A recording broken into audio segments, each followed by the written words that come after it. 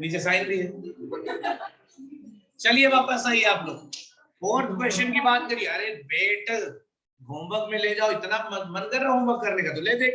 P Limited granted 8,000 equity shares of nominal value, इसमें लिखा है मैडम नॉमिनल वैल्यू कितना 10 रुपए ऑन 1 अक्टूबर 2010। मैं बता तो दूं कम से कम, क्योंकि मुझे पता है तुम लोग बेवकूफी करोगे यहाँ पे। अभी पूछता हूँ, पहले देखना 80 रुपए में दिया जब मार्केट प्राइस कितने का था, कितने का कंपेंसेशन इसमें 90 रुपए। 4.5 साल का वेस्टिंग पीरियड है, 4000 अनवेस्टेड ऑप्शन लैप्स हुआ कब 2012, ठीक है। फिर और बाकी ठीक है। तो चलिए इनिशियल कैलकुलेशन बताइए तो मुझे कितना था, कितने थे 8000 इंटू 90 कितना होगा, हाँ जी इसके पहले क्या बोला था,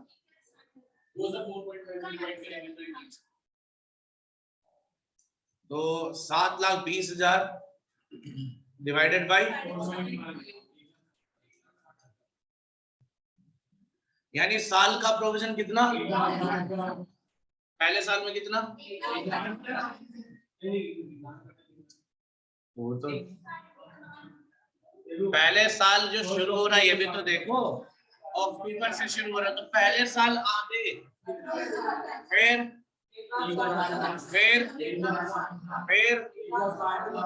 डिपेंड करता है ना, बीच में गड़बड़ जो है उसको रिवर्स भी तो करेंगे। हाँ लेकिन रूल के हिसाब से यही चलना। अब 1 दिसंबर 2012, देखो पहला ईयर क्या था 10-11, फिर 11-12, 12-13 में जाके लैप्स हुए, तो पहले मेरा प्रोविजन बन चुका कितने का, फिर ठीक है इतना। और जब मेरे को नेक्स्ट ईयर जाके प्रोविजन बनाना हुआ, देखो अभी टाइम बहुत है, रिवाइज करूंगा तीसरे साल में कितने शेयर्स हो जाएंगे, 5,000 नहीं 3,000 लैप्स हो गए तो कितने हो जाएंगे, 3,000 लैप्स हो जाएंगे, 4,000 हो जाएंगे भाई मेरे। 4,000 इंटू 90 कितना हो गया, कितने साल में प्रोविजन बनाना है, कितना आएगा 80,000, हाँ या ना। पहले साल का कितना 80 बन चुका, दूसरा साल का हाँ, और कितना करना लगता है, करना चाहिए, क्यों नहीं करना चाहिए। अच्छा एक बात बता, ऐसा तो है नहीं कि हमने ज्यादा प्रोविजन बना लिया कम कर देते, हाँ या ना, ऐसा तो नहीं है कि हम ज्यादा प्रोविजन बना रखे कम कर देते हैं, ऐसा नहीं है ना सी। तो हमें प्रोविजन बनाना ही है ना, तो जो बना हुआ उसे छोड़ दो, जो बना है उसे क्या करो, देखो ये प्रोविजन तुम्हारा बन चुका है। अच्छा ऐसा तो डेट तो गड़बड़ नहीं पढ़ लिया मैंने,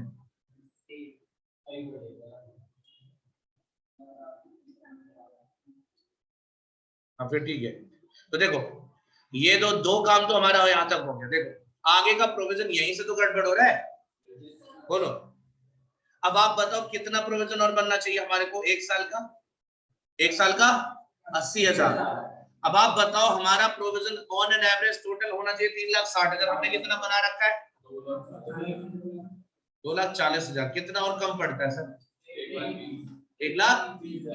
तो अब आप इस कंप्लीट ईयर में चाहो तो पूरा 80,000 तो बना ही सकते हो ना भाई, बोलो। अरे इस साल में तो 80,000 पूरा बना सकते हो ना, और अगले साल जो जरूरत पड़ेगी तो क्या करोगे 40,000 बनाओगे, नहीं तो छोड़ देना जो कम पड़ेगा। मेरी बात समझ में नहीं आई, नहीं आई, बहुत अच्छा, होना भी चाहिए। सर आपने कितना प्रोविजन बनाया, देखो पहले कितना बनाया, फिर कितना बनाया 160, कितना हो गया टोटल, और रिवाइज्ड प्रोविजन के हिसाब से कितना होना चाहिए था, तो टोटल 3,00,000, कितना कम है बेटा मेरे पास, एंड रिवाइज रूल के हिसाब से साल का प्रोविजन 80,000 आना चाहिए था, हाँ या ना। तो पहले जब तीसरे साल में पहुंचोगे ना थर्ड ईयर में, तो उसका तो 80,000 बना लेना ना मेरे भाई, हाँ या ना। बोलो, डिवाइड करके कह रहे हो?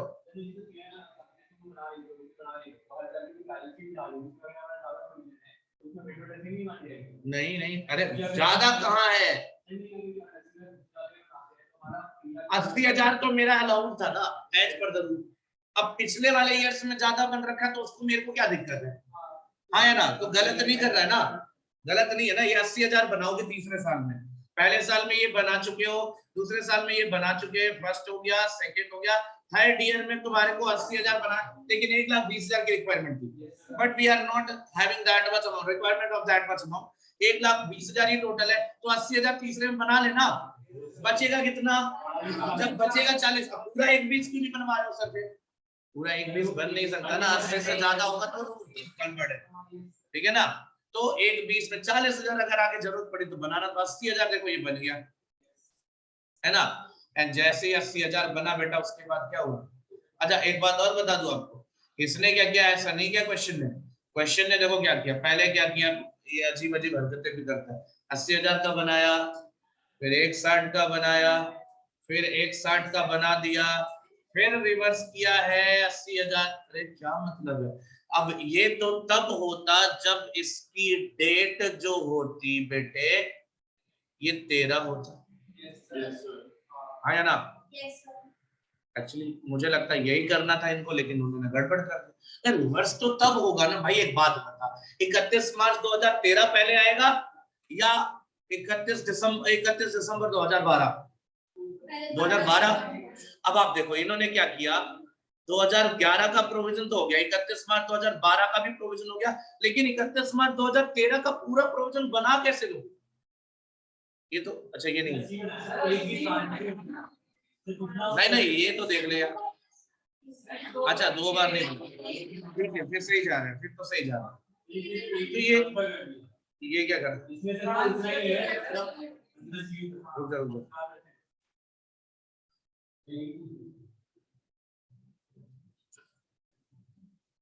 इसने कुछ गड़बड़ तो किया बेटा एंट्री में।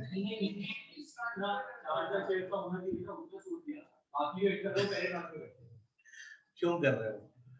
छोड़ दो इसको, इसको करने की जरूरत नहीं, छोड़ दो, ठीक है।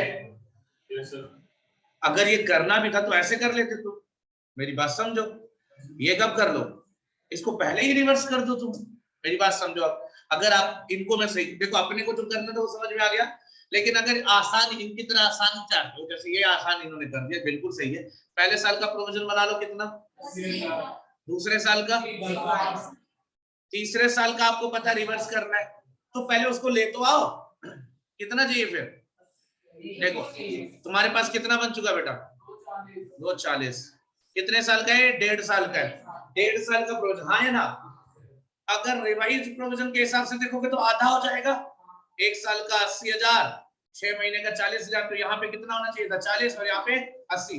तो इसका मतलब यहाँ से एक पीस में अगर रिवर्स कर दो तो बचेगा हमारा, फिर नॉर्मल रूल हो जाएगा। तो मतलब मैं चाहूं तो 31 दिसंबर 2012 को ये कर दो ना कि employ stock option outstanding account debit to general reserve, फिर ये एक पीस रिवर्स कर दिया, मतलब जो एक्स्ट्रा प्रोविजन था वो हमने खत्म कर दिया, फिर हम नॉर्मल क्वेश्चन ये करा है, लेकिन गलत करा है ना, देखो ना डेट। अरे मेरे बच्चे डेट तो देख, पागल हो गया क्या तू? ये तू देख, ये तू देख, ये डेट यहाँ पे ये लिखना था, ये पहले होना था।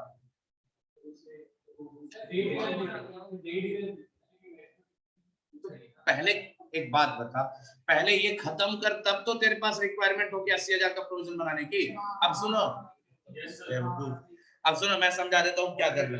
वैसे ठीक है, ये भी कन्वीनियंट है तुम्हारे लिए, समझो पहली एंट्री ओके है, 80,000 का प्रोविजन, उसके बाद राइट ऑफ कर दिया, 1.60 भी होगा, 2 साल तो कोई टेंशन नहीं, 1.5 साल कोई टेंशन नहीं है। इस साल ये एंट्री मत करना, पहले पहले क्या करोगे फिर, ये नंबरिंग जो मैंने कर रखी है देखो, नंबर 1 एंट्री हो जाएगी इस साल की, फिर दूसरे नंबर पे ये एंट्री कर लेना, फिर तीसरे नंबर पे ये एंट्री कर लेना। आप समझे मेरी बात? मेरी बात समझ में आई मैं क्या कह रहा हूँ तब से? क्योंकि जब तुम रिवर्स कर दोगे 1.20 तो तुम वापस ओरिजिनल क्वेश्चन में पहुंच गए। अब फिर तुम 80,000 का प्रोविजन बनाओ सिंपल, अगले साल भी 80,000 का ही बनाओ फिर, हाँ या ना। नॉर्मल हो गया क्वेश्चन, अब समझ में आ गया ना। वो डेट का थोड़ा सा है पंगा, समझ गए ना ये चीज? तो मतलब ओवरऑल हमें क्या करना है, पहले साल 80,000 का, फिर 160 का प्रोविजन बनाना है, खत्म। उसके बाद 31 दिसंबर 2012 लेके हमें 1,20,000 कैंसिल कर देना है। उसके बाद रिवाइज कैलकुलेशन रेडी हमारे पास, 80,000 हर साल बनाना है, तो 80,000 तीसरे साल में, 80,000 चौथे साल में प्रोविजन बना देंगे, काम खत्म। ठीक है बेटा? और लास्ट में जो ये वाले ये एंट्री में तो कोई पंगा नहीं होता है, इसमें कोई बचा कुचा रिवर्स कर देंगे। ये क्वेश्चन आपको करना है। Now the most important question will be this one, इसी पे काम करना है। सर देखो ये क्वेश्चन ध्यान से समझना बेटा सभी लोग, वो तो ऐसे भी हो जाना था फोर्थ वाला। अब समझो इस क्वेश्चन को क्या करने जा रहे हैं। Choice Limited grants 100 stock option to each of its 1,000 employees on 1st of April 2011 for 20, कितने में दिया? 20 रुपए में। Option would be exercisable within a year when it is vested, यानी इसका मतलब वेस्टिंग पीरियड कितना है? एक्सरसाइज पीरियड कितना है? 1 साल। अरे एक्सरसाइज पीरियड है बेटा ये, ठीक है ना? वेस्टिंग के 1 साल बाद एक्सरसाइज होगा, यानी 1 साल बाद तक एक्सरसाइज हो सकता है, एक्सरसाइज पीरियड है। और एक्सरसाइज प्राइस है आपका 20 रुपए, मार्केट प्राइस है 50 रुपए, तो पर शेयर का कंसेशन कितना है? 30 रुपए। ये तो ओके है। अब वेस्टिंग के लिए ऑप्शन देखो, वेस्टिंग का ऑप्शन क्या कहता है? Option will vest at the end of 1 year if the earning of choice limited is, vesting period होगा 2 साल। हाँ?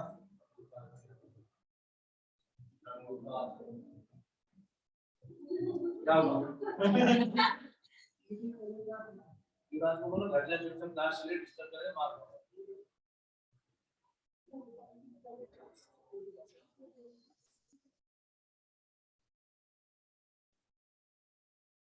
16% होगा तो क्या होगा? Vesting period 1 year. अगर एवरेज होगा 13% 2 साल का, तो वेस्टिंग पीरियड क्या होगा? 2 ईयर। अर्निंग की बात कर रहा है। और अगर एवरेज अर्निंग 10% हुआ 3 साल का, तो वेस्टिंग पीरियड 3 साल होगा। अब पहले साल की अर्निंग तुम्हें दिखा रखा कितना? 3%। तो पहले साल में तुम्हें क्या पता चला भाई? 1 साल तो नहीं होगा, कम से कम कितना जाएगा वेस्टिंग पीरियड? 2 साल। लेकिन जब दूसरा साल भी खत्म हुआ तो तुम्हारी अर्निंग कितनी हो गई ऑन एन एवरेज? यानी 12%। अब कितना रिक्वायरमेंट था? तो दूसरे साल के आखिरी में तुम्हें पता चला कि वेस्टिंग पीरियड अब क्या होगा? 2 नहीं होगा, कितना होगा? 3 होगा।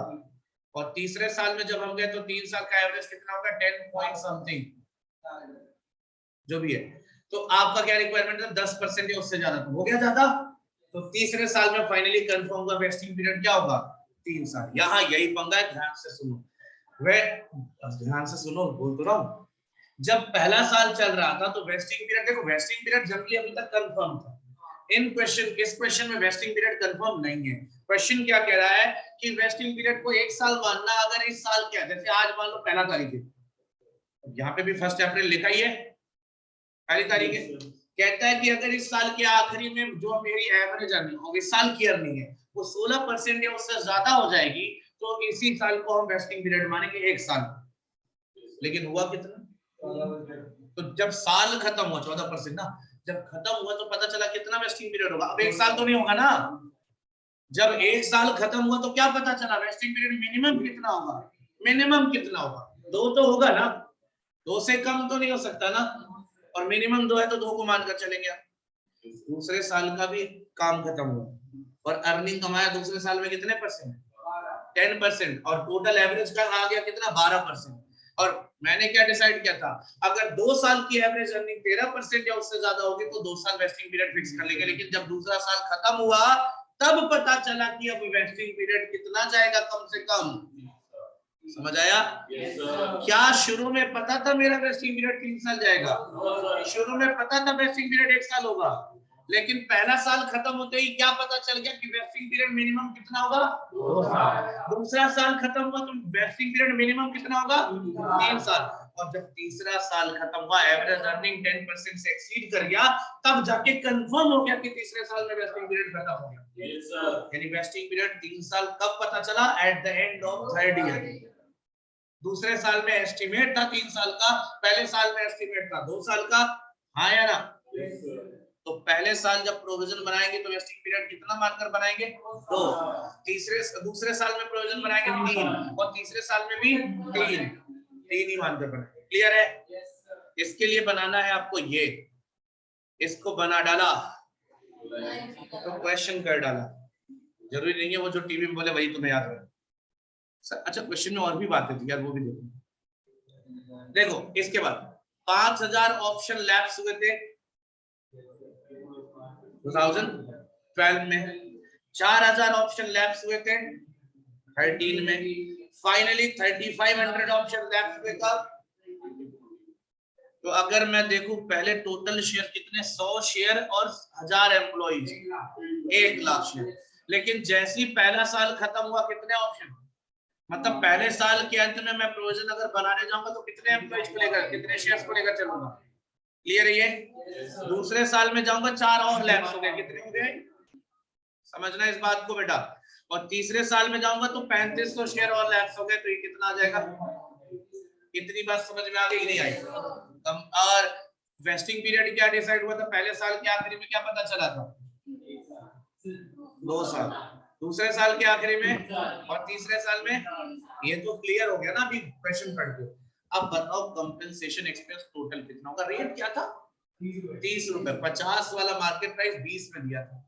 क्या होगा कंपेंसेशन एक्सपेंस? 30 रुपए। कितना होगा? और उसमें मल्टीप्लाई करो 91 में और 87,500। क्लियर है ये तो आ रहा होगा। अरे कंपेंसेशन एक्सपेंस निकालना तो मजा कर, 30 से मल्टीप्लाई कर, 95,000 into 30 ये आ जाएगा 2850, 91,000 into 30 27,30,000, 87,500 into 30 26,25,000। हाँ यार, इतनी बात बताओ क्लियर है या नहीं? अब की बात चले आगे। अब आप बताओ एनुअल कंपेंसेशन एक्सपेंस क्या होगा? सर पहले साल वेस्टिंग पीरियड कितना था? तो 2 से डिवाइड कर दो, कितना? दूसरे साल कितना था? 3 से डिवाइड कर दो, 9 लाख। तीसरे साल कितना था? 3 साल, 3 से डिवाइड कर दो, आ जाए खत्म आ गया। क्यूमुलेटिव कंपेंसेशन एक्सपेंस क्या होगा? सर पहले साल का तो अकेले का क्यूमुलेट होगा, दूसरे साल का ये दोनों जोड़कर आ जाएगा, तीसरे में तीनों जोड़कर आ जाएगा। नहीं,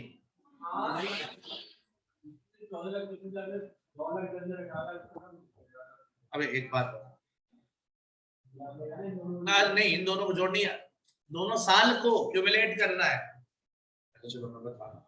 मुझे लगा मैं जो बोला वो गलत समझ लिया तुम, मुझे लग रहा है। समझो, एक साल में क्या करोगे? तुम्हारा तो 40,25,000 होगा, पहले साल का तो पंगा नहीं होगा क्यूमुलेटिव प्रोविजन। दूसरे साल में क्यूमुलेटिव का मतलब 2/3 करोगे ना, कितने का? 27,30,000 का। ये क्यूमुलेटिव है ना, ये बोल रहा था दोनों को जोड़कर, समझा? तीसरे साल क्या होगा? 3/3 किसने में? 26,25,000। अब समझा? क्यूमुलेटिव का मतलब क्या है? दूसरे साल का टोटल कंपेंसेशन एक्सपेंस कितना है? टोटल कितना है? 27,30,000 देख लेना यहाँ पे। और इसका 2 साल का क्यूमुलेटिव प्रोविजन कितना होगा? डबल 2/3 होगा। इसमें कितना होगा? 3/3 होगा। इसमें कितना होगा? 1/3 होगा। तो इसमें 1/3 से मल्टीप्लाई कर, इसमें 2/3 से मल्टीप्लाई कर, इसमें 3/3 से मल्टीप्लाई कर, you will get that amount. पहले कितना रिकॉग्नाइज कर रखा है सर? 0। यहाँ पे 14,25,000, इसमें 18,20,000। उसके बाद आ जाएगा एनुअल प्रोविजन, बात खत्म। ये करना है सर। इस क्वेश्चन में ये टेबल ही सब कुछ है, जर्नल एंट्री कुछ भी नहीं है बेटे। कम से कम 2 से 3 बार इस टेबल को प्रॉपर प्रैक्टिस करोगे, तब जाके तुम कहीं कैपेबल होगे वन शॉट इस टेबल को एग्जाम में बनाने में। स्क्रीनशॉट भेज दो बेटा इसका।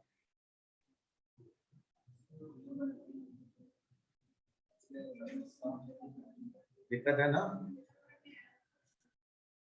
थोड़ा सीधा बैठा है। हाँ एक बार फिर से बताइए,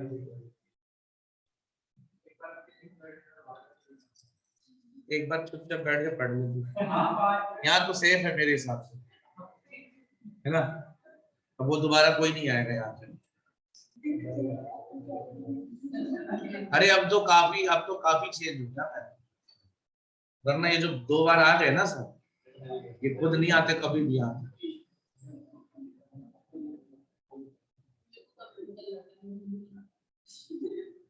देखो अगर मैं क्लास लेने में, अगर मैं खाली हूँ तो मौज करो, कोई दिक्कत नहीं है। कोई तुम अभी इसके बाद एक क्लास और है, अब तुम्हें मैं बंदर बना के क्लास में बैठा दूं, मजा आएगा, तुम पढ़ोगे। अब मैं तो पिछले साल मेरे को गुस्सा आया था, वो रिकॉर्ड जा रहा है, बाद में बताऊंगा। पिछले साल मैं बताऊंगा मैंने क्या किया। हेलो, क्या सेल्फी ले रहे? वो भेज तो दिया ग्रुप में, ऐसे करके सेल्फी ले रहा है।